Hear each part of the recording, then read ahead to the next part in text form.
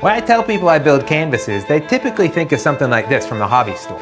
And that makes me sad, because canvases deserve a lot better than that. We're gonna build the world's most expensive canvas, and at the end, let's see what happens when we try to break one of my canvases. All right, guys, last year, a luxury brand reached out to commission an installation, and then they wound up ghosting me, which is kind of sus. But I fell in love with this idea of creating luxury canvases out of exotic wood and metal. So I'm gonna make one anyway, and then I figured I'd give it away to you guys to celebrate 1,000 subscribers. So I hope you stick around.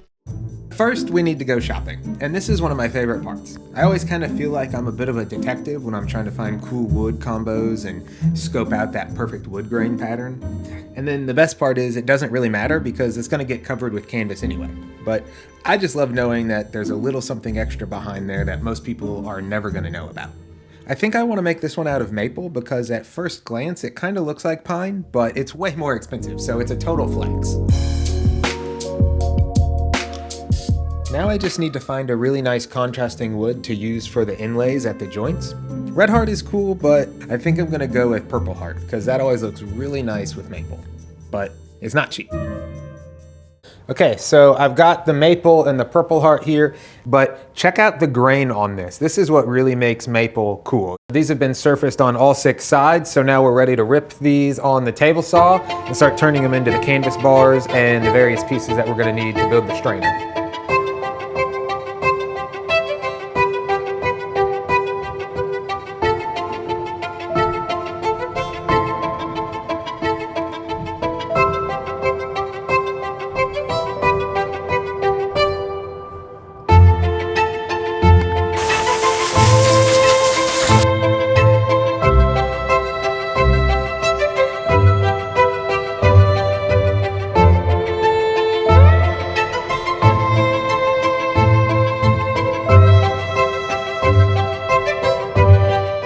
This is one of my favorite tools in the wood shop, and I'm gonna show you why. Did you ever do that trick as a kid where you could put a coin under paper and scribble over it to create an imprint?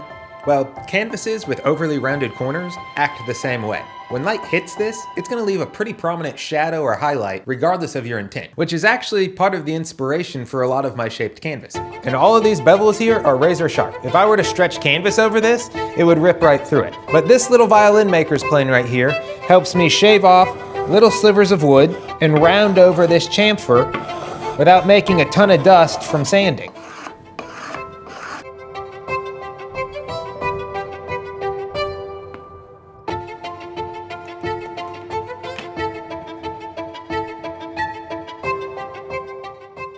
Now while we're letting this dry up, I had an idea.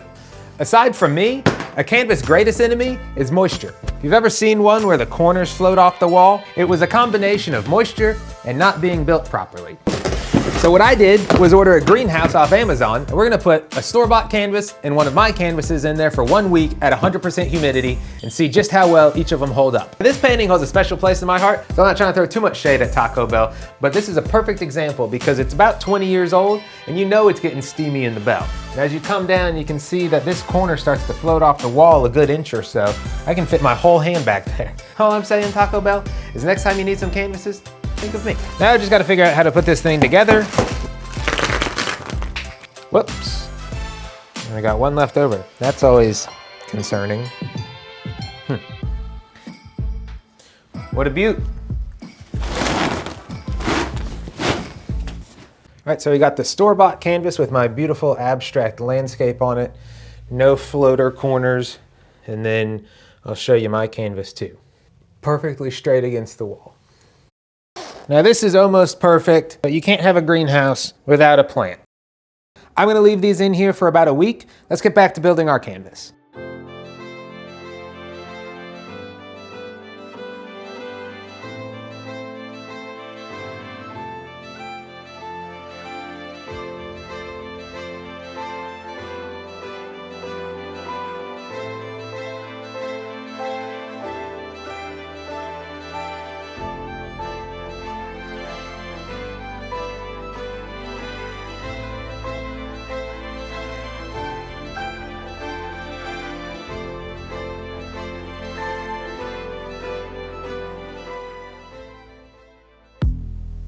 Let's check back in on our canvases and do a floater test. It's definitely tight against the wall at the top, but as we come down, the corner starts to float off the wall. And while my canvas did pass the floater test, I still want to see how far I can push it. So I was trying to think of the most Kansas way to destroy it, and I really wanted to drop a frozen hay bale on it, but turns out crane operators are a little out of my budget. So we're gonna see how high these kites can fly. But first, we gotta do one thing. Now we've got our first subscriber plaque. Which one do you think is gonna break first? The big one? What? Why? How do I say because without being so blunt? You can't. Gotta do some stretches for this.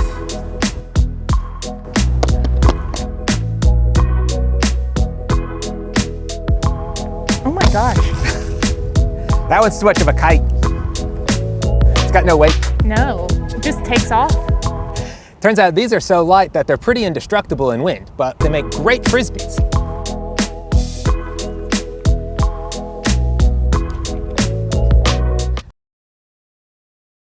Round 3.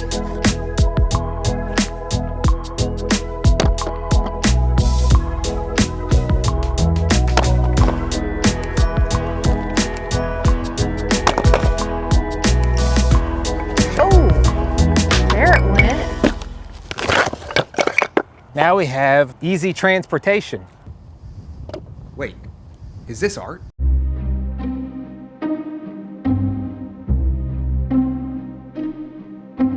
The one thing I've learned the longer I work with canvas is that it really has a life of its own. You can design the strainer however you want, but when you go to stretch it, that's when you're gonna figure out what the canvas wants to do. So what I know is gonna happen here is on these corners, it's gonna pull really tight and round over the bevel. It's gonna look pretty cheap. So what I've done is machined these corner supports that fit in here perfectly, and that's gonna keep that hard edge along the bevel, anywhere that the plane shifts in space. And it's gonna give us a really nice high-end look like chamfered furniture.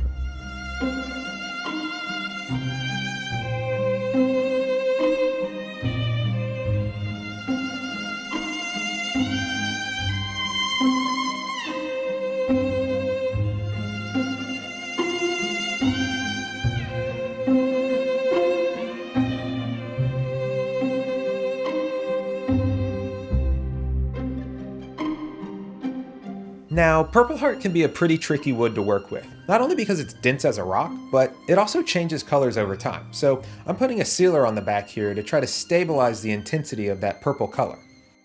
People always tell me that I should leave these unstretched because the woodworking is the art. You know, you're covering up all of the beautiful wood and the craftsmanship, but people rarely see all the hard work that goes into anything you're passionate about. So I feel like hiding everything is a reality that a lot of people can relate to. Now, if you want to win a shaped canvas made out of maple just like this one, all you got to do is leave a comment and let me know what your favorite color is. So I have a couple people to pick from. That's all there is to it. I'm not going to make you like or subscribe or anything like that. I mean, you probably should because I'm cool, but that's up to you guys. Now let's get back to stretching this canvas so I can give it away. I'll probably use lighter canvas one day because this is so heavy, but for now, I just can't help myself.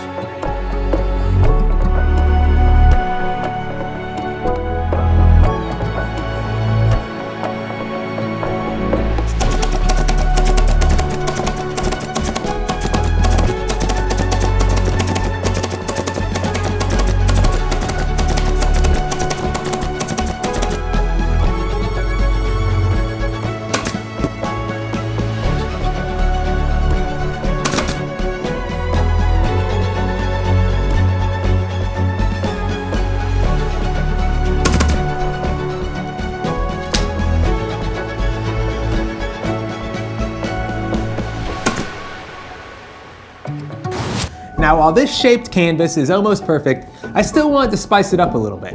I really like the authentic feel of the canvas as a raw textile. It has a really nice color and surface quality. So I don't want to prime it. If I were to paint this bright white, it would almost feel like it still had a chapter that needed to be read. But what I did do was order some copper nails so that we could do a throwback to the masters.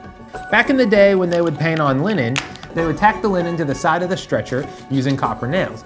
But it wasn't for aesthetics. They were always transporting their canvases, so it was easier to take them off and roll them up if it was just copper nails on the side rather than staples on the back.